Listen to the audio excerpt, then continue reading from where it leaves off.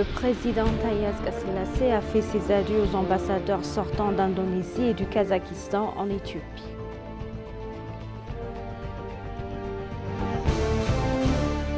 L'Institut des Affaires étrangères a signé un accord de coopération avec l'Institut iranien des Affaires étrangères.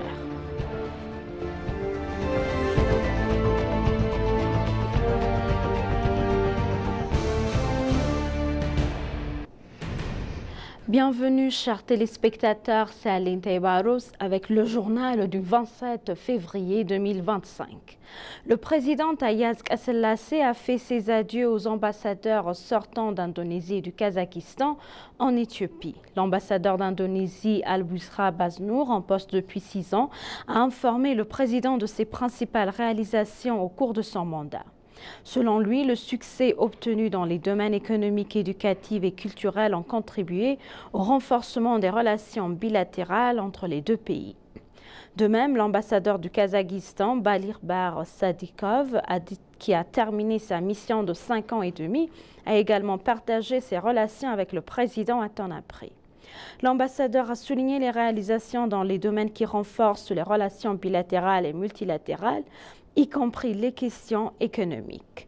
Les deux ambassadeurs ont exprimé leur engagement à poursuivre leur effort diplomatique pour renforcer davantage les relations entre leurs pays respectifs et l'Éthiopie.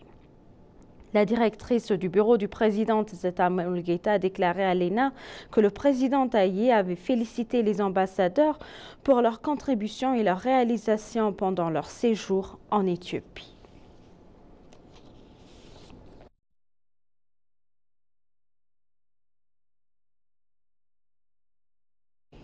Les membres de l'équipe de supervision du bureau du Premier ministre ont effectué une visite de travail à l'Institut éthiopien d'intelligence artificielle. Les informations provenant de l'Institut indiquent que l'équipe de supervision a examiné les travaux de l'Institut en matière de technologie avancée d'intelligence artificielle et a visité divers départements de l'Institut. Il a également été déclaré que Warku Gachana, directeur général de l'Institut éthiopien d'intelligence artificielle, a fourni une explication détaillée concernant les activités de l'Institut. Il a également été noté que l'Institut a effectué des travaux au-delà de son mandat et que le chef de l'équipe de supervision, Dr Kana Yadeta, a souligné que l'Institut représente un grand potentiel pour leur pays. Il a souligné la nécessité de travailler en étroite collaboration avec d'autres institutions pour faire de cette capacité un élément clé pour résoudre les problèmes dans divers secteurs. Il a également été indiqué que des questions ont été soulevées par les membres de l'équipe de supervision et répondues par le directeur général concernant les travaux technologiques avancés de l'Institut ainsi que de la collaboration de l'Institut avec d'autres institutions.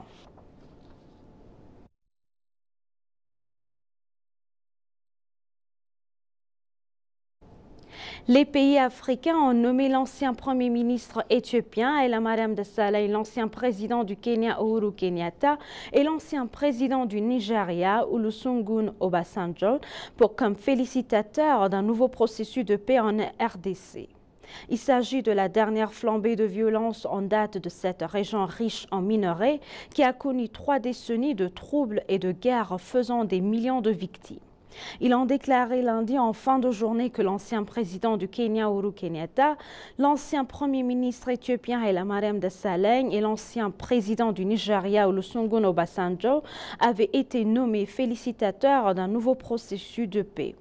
La CAE et la SADC ont convenu lors d'un sommet tenu le 8 février de fusionner des processus de paix distincts, l'un basé à Luanda et l'autre à Nairobi, qui fonctionnaient avant la dernière escalade de la violence. La déclaration de la CAE et de la SADC indique que leurs principaux objectifs sont un cessez-le-feu immédiat et inconditionnel, ainsi que l'acheminement de l'aide humanitaire et la sécurisation de l'aéroport de Goma.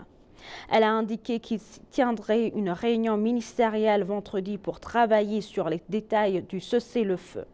Le Premier ministre de la RDC, Judith Suminwa Tuluka, a déclaré lundi que plus de 7000 personnes avaient été tuées dans la région depuis janvier. Ces chiffres n'ont pas pu être vérifiés de manière indépendante.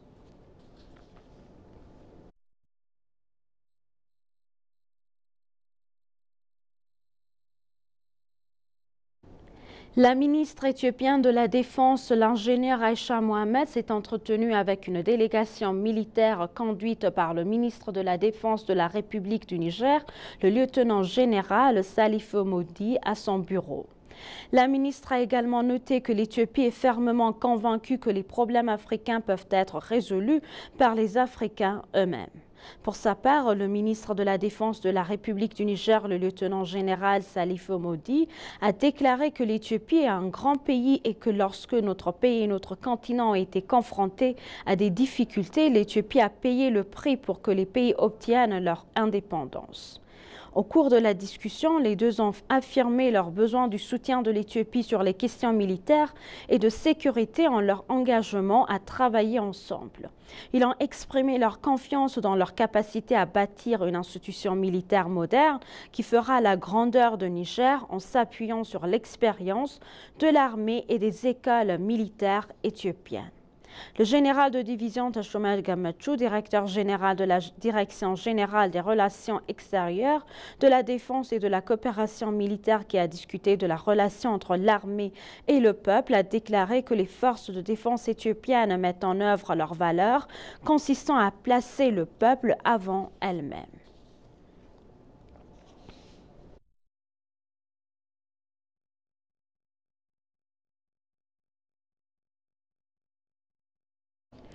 Le ministre de l'Agriculture, Germa Amante, a rencontré l'ambassadrice du Slovénie en Éthiopie, Kristina Radej, et a discuté de différentes manières dont les deux pays peuvent collaborer dans le domaine agricole. Le ministre et l'ambassadeur ont discuté de l'agriculture et de la célébration de la deuxième journée mondiale des abeilles. Le ministre Germa a souligné que le gouvernement éthiopien a accordé une attention particulière au secteur agricole au cours des 6 dernières années pour assurer l'autosuffisance alimentaire de ses citoyens. Développant les efforts agressifs du gouvernement, le ministre a détaillé les principaux programmes agricoles nationaux, notamment le développement du blé irrigué, l'initiative de l'empreinte verte et le programme de développement Bounty of Basket, exécuté dans le but d'améliorer la productivité agricole. En conséquence, des progrès significatifs ont été constatés, a-t-il déclaré. Il a exprimé l'intérêt de l'Éthiopie à s'inspirer de l'expertise de la Slovénie. L'ambassadrice de la Slovénie en Éthiopie, Kristina Radej, a pour sa part partagé ses réflexions sur les pratiques agricoles de son pays et son rôle dans l'établissement de la Journée mondiale des abeilles. L'ambassadrice a affirmé l'engagement de la Slovénie à partager son expertise avec l'Éthiopie, notamment dans l'agriculture et l'organisation de la Journée des abeilles, et a réitéré l'engagement de son pays à soutenir l'Éthiopie dans ces domaines.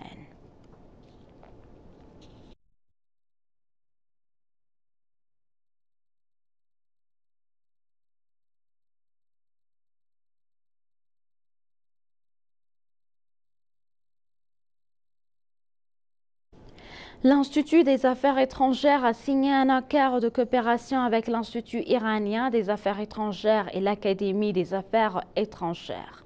L'ambassadeur Jafar Badrou, directeur général de l'Institut des Affaires étrangères, s'est entretenu avec l'ambassadeur iranien en Éthiopie, Ali Akbar Ghazi. Dans le même temps, les informations de l'Institut indiquent qu'un accord a été conclu pour organiser une conférence conjointe à laquelle participeront des décideurs politiques, des universitaires et des experts éthiopiens et iraniens. Les conférences devraient contribuer au maintien de la paix et de la sécurité des pays, à la croissance économique, au développement de la diplomatie culturelle et à la résolution des défis internationaux et régionaux. L'Institut des Affaires étrangères, l'Institut iranien des Affaires étrangères et l'Académie des Affaires étrangères ont convenu de mener des recherches sur la géopolitique régionale, le commerce et le renforcement des liens entre l'Éthiopie et l'Iran, qui sont des questions communes aux deux pays.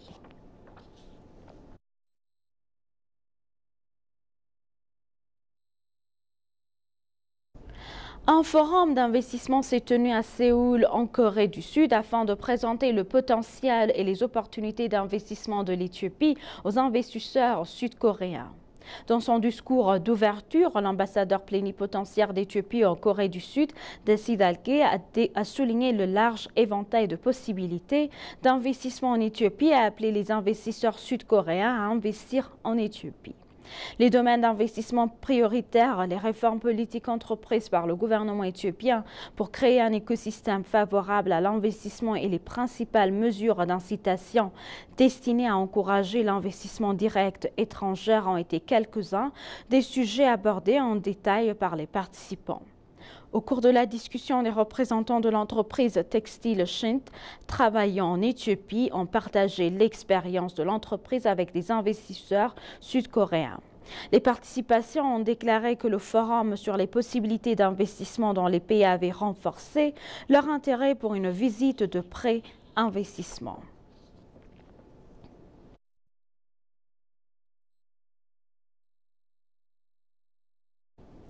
Et pour conclure le journal, le sommet sur la transformation numérique accélérée 2025 s'est déroulé à Addis Abeba sous le thème « Exploiter une nouvelle vague d'opportunités ».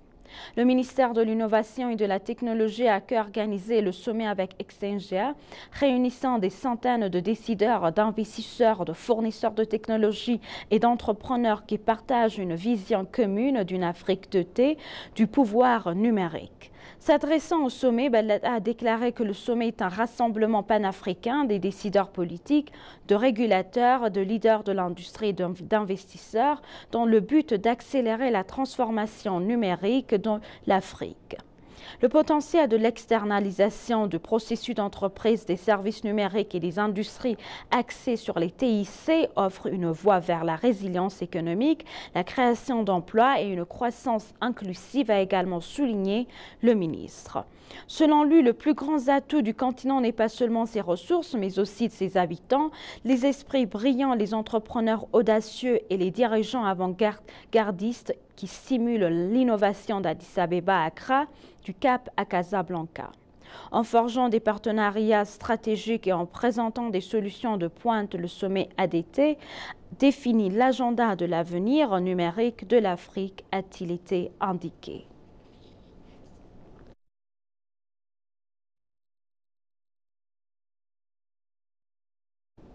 Chers téléspectateurs, nous vous rappelons les titres principaux.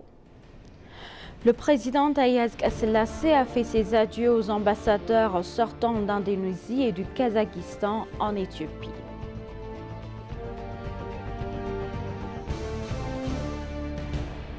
L'Institut des Affaires étrangères a signé un accord de coopération avec l'Institut iranien des Affaires étrangères. Merci chers téléspectateurs, c'est la fin du journal, c'était Aline Tebaro avec le journal, restez avec nous avec le reste des programmes, bonne journée.